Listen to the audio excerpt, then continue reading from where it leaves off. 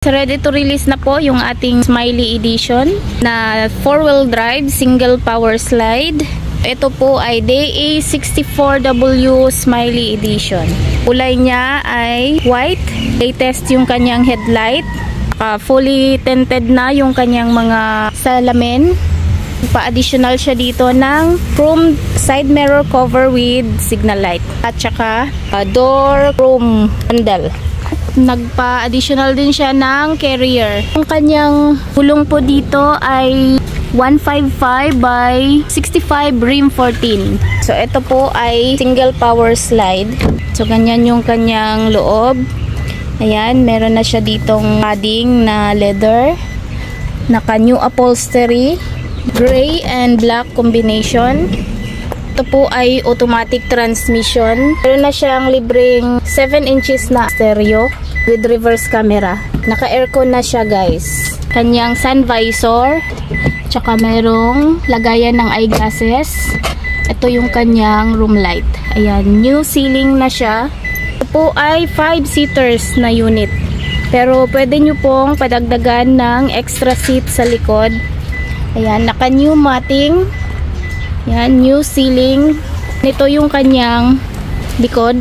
Clear yung kanyang light. Ayan, meron na siyang original spoiler. Meron ng wiper dito sa likod. Ayan, naka-LTO registered na siya under sa pangalan ni buyer. Ayan, ito po yung kanyang reverse camera. At meron na siyang freebies na plate holder. Ayan, so ito po, naka-chrome na yung kanyang door handle. Meron siya ditong extra seat, dalawa, with sandalan.